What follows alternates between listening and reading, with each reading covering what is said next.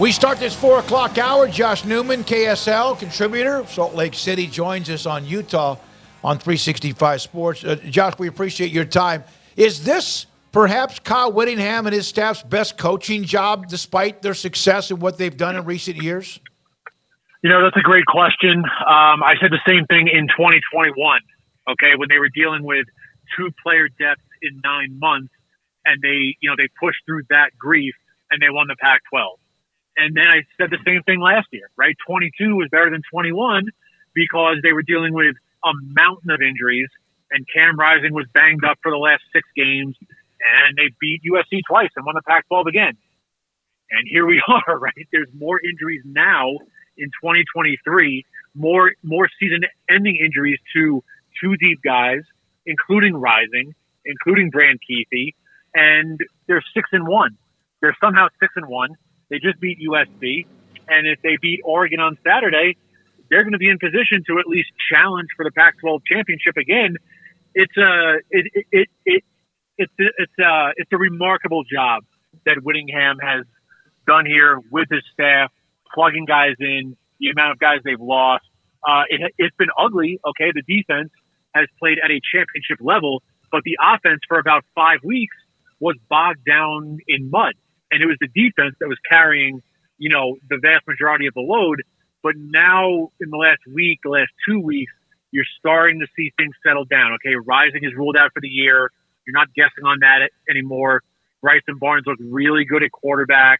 Sione Vaki, who's their all Pac-12 caliber safety, is now playing offense. He's been a revelation. So just given the things that have gone on here, yeah, I mean, I think you have to consider this, Kyle Whittingham's best coaching job. And, there's still 5 games to go. What is the difference in Bryson Barnes other than playing against the USC defense last week?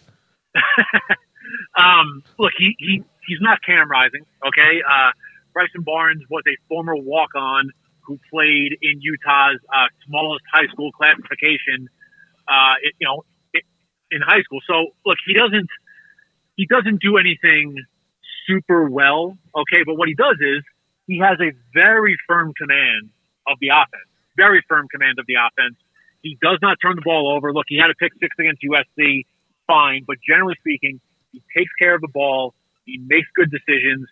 And look, for a while there, as they were waiting for Rising was cleared for practice and was getting like a lot of first-team reps, only to get ruled out on Thursday and be like, hey, Bryson Barnes, it's Thursday night. You're starting. But no, there's no more of that, okay?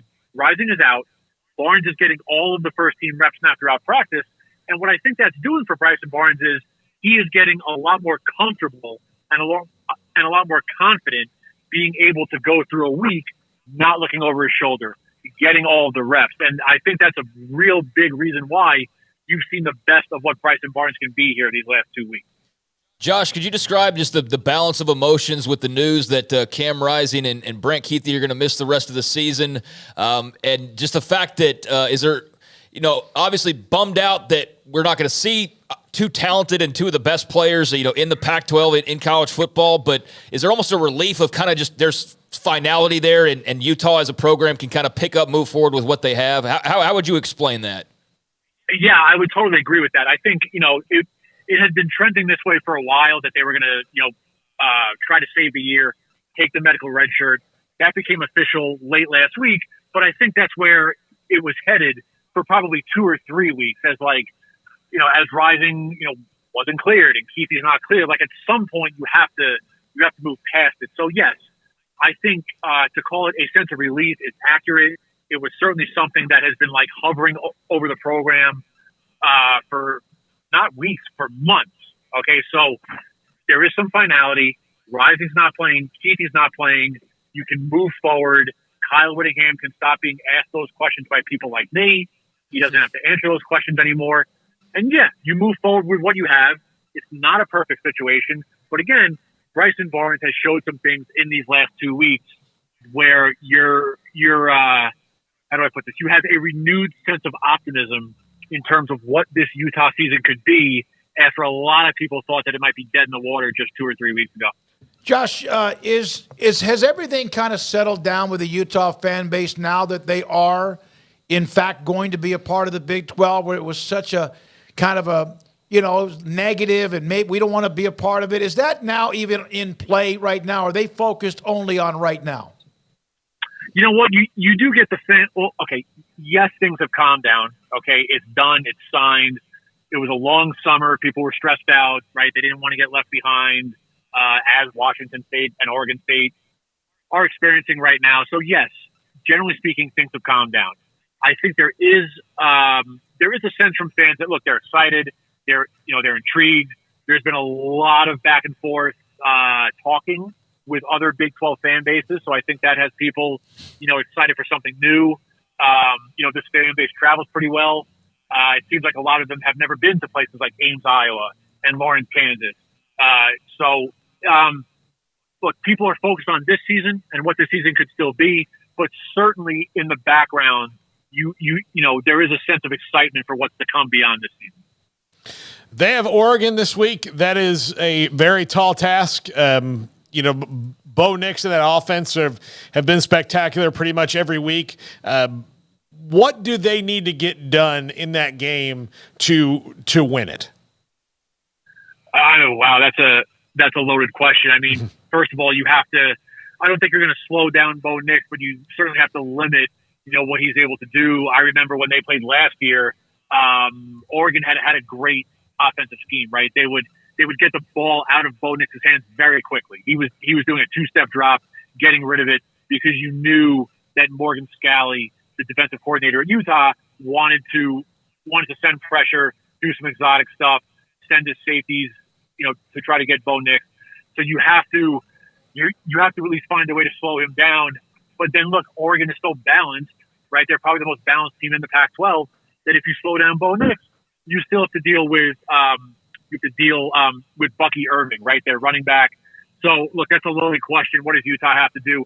They have to play really, really well and really, really sound. Again, as I said earlier, the defense is playing at a championship level. The defense has been terrific.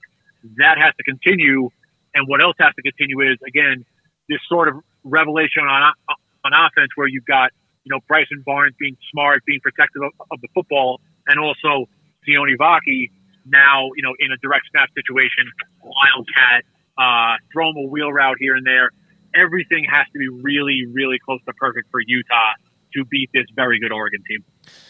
Josh, can you put more of a spotlight and shed some more light on Sione Vaki for those who don't know about his story or have not been able to watch him? They watched last week. They obviously saw a ton of him. They watched Utah see a ton of him. But a guy that probably, would you agree, is not getting talked about enough, especially when there's others out there who might play both ways. Travis Hunter immediately comes to mind. They get a lot of attention. But, man, what a stud Sione Vaki is. Yeah, he's been terrific. So just for some context, the running back room at Utah has been decimated by injury.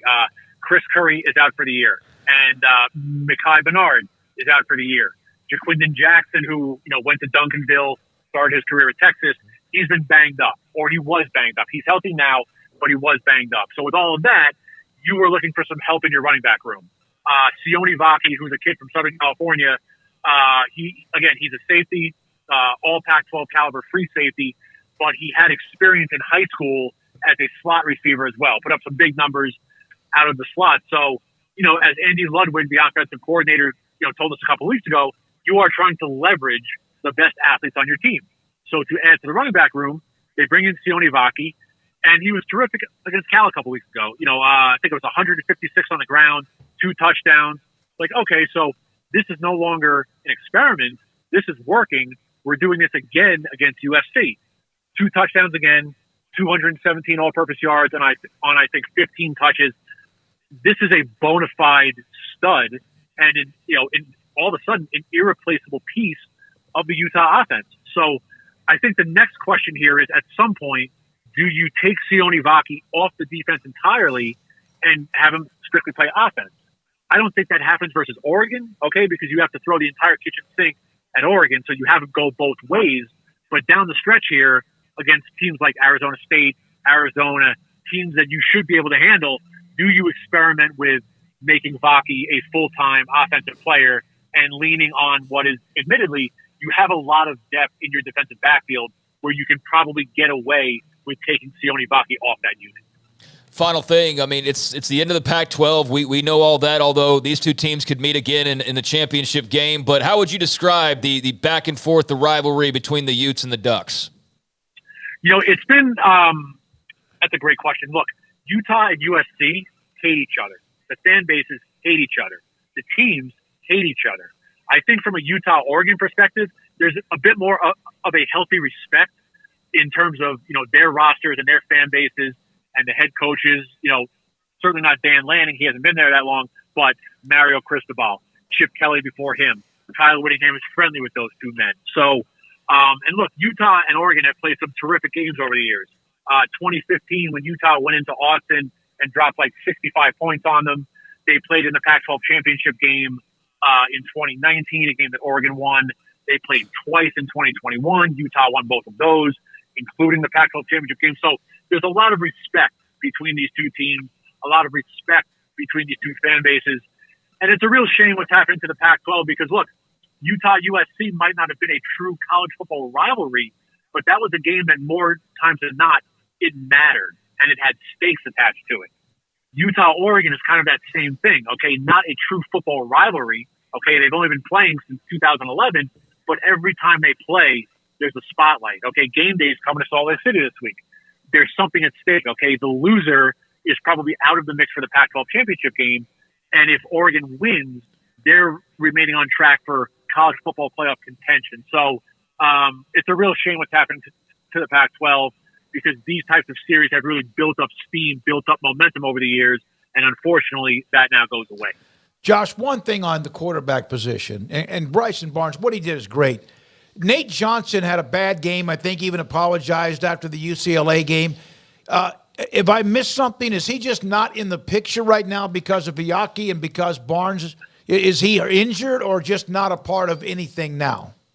No, he's not injured. It's a situation where, they were going two quarterbacks for a while between Johnson and Barnes. Johnson struggled with the offense. Okay.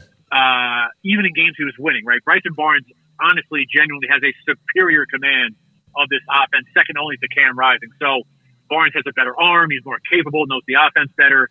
And if Sione Vaki is in there, which he's going to be, Sione Vaki does what Nate Johnson does, only better. So, look, there's only so many reps during a practice week. Mm-hmm. There's only so many reps during a game.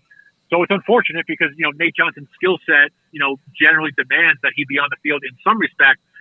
He's just the odd man out. You're essentially, three guys for two spots, and Johnson is the odd man out right now. Well, could you please then go ask Kyle Whittingham to erase bringing in Nate Johnson at the end of the game against Baylor? Because he saved that game. Thank you, buddy. Appreciate your time, Josh. As always, great stuff.